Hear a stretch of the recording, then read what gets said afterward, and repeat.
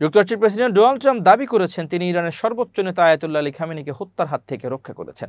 সেই সঙ্গে তিনি খামেনির প্রতি অকৃতজ্ঞতার অভিযোগ এনে হুঁশিয়ারি দেন যে ইরান যদি পারমাণবিক অস্ত্র নির্মাণের দিকে এগোয় তাহলে তিনি আরও বোমা হামলার নির্দেশ দেবেন। ওয়াশিংটন থেকে এএফপি জানায়, নিজের সামাজিক যোগাযোগ মাধ্যম ট্রুথ সোশ্যালে এক বিস্ফোরক বার্তায় ট্রাম্প তেহরানের বিরুদ্ধে বিষেধাজ্ঞা করেন, কারণ ইরান দাবি করেছে তারা ইসরায়েলের সঙ্গে যুদ্ধে জয়ী হয়েছে। একই সঙ্গে তিনি ইরানের উপর সম্ভাব্য নিষেধাজ্ঞা প্রত্যাহারের কাজ বন্ধ করার ঘোষণাও দেন। ট্রাম্প বলেন, যদি মার্কিন হামলার পরও ইরান পারমাণবিক অস্ত্র মানের ইউরেনিয়াম সমৃদ্ধ করতে সক্ষম হয় তাহলে নিঃসন্দেহে যুক্তরাষ্ট্র আবারও ইরানকে বোমা মারবে।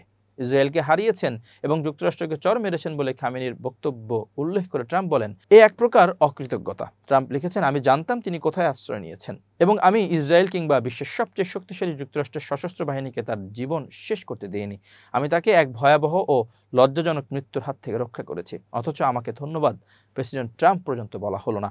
তিনি বলেন, বিগত কয়েকদিন ধরে তিনি ইরানের ওপর থেকে নিষেধাজ্ঞা প্রত্যাহারের সম্ভাবনা নিয়ে কাজ করেছিলেন, যা তেহরানের দীর্ঘদিনের একটি প্রধান দাবি। কিন্তু না, আমি পেলাম শুধু রাগ, ঘৃণা আর বিদ্বেষপূর্ণ বার্তা। ফলে আমি সঙ্গে সঙ্গে নিষেধাজ্ঞা শিথিলের সব কাজ বন্ধ করে দিলাম, বলেন ট্রাম্প। একই সঙ্গে তিনি ইরানকে আবারও আলোচনার টেবিলে ফিরতে বলেন। ন্যাটো সম্মেলনে ট্রাম্প জানান, আগামী সপ্তাহে যুক্তরাষ্ট্র ও ইরানের মধ্যে পরমাণু আলোচনা শুরু হবে, কিন্তু বুধবার ইরানের পররাষ্ট্রমন্ত্রী তা অস্বীকার করেন। ট্রাম্পের বিশেষ দূত স্টিভ উইটকফ বলেন, একটি বিস্তৃত শান্তি চুক্তির আশায় তারা কাজ করছেন। হোয়াইট হাউসে সংবাদ সম্মেলনে ট্রাম্পকে জিজ্ঞাসা করা হলে তিনি বলেন, যদি সাম্প্রতিক বিমান হামলা ইরানের পারমাণবিক কার্যক্রম বন্ধে ব্যর্থ হয় তাহলে অবশ্যই নিঃসন্দেহে নতুন করে হামলা চালানো হবে। তিনি আরও বলেন, খামেনি এবং ইরানকে আমরা ভালোভাবেই পরাস্ত করেছি, এটিই ছিল যুদ্ধ শেষ করার সেরা সময়। তিনি জানান, তিনি খামেনির বক্তব্যের জবাবে একটি ছোট বিবৃতি দেবেন বলে সংবাদ সম্মেলনে বলেছিলেন, যা পরে ট্রুথ সোশ্যাল পোস্টের মাধ্যমে প্রকাশ করেন।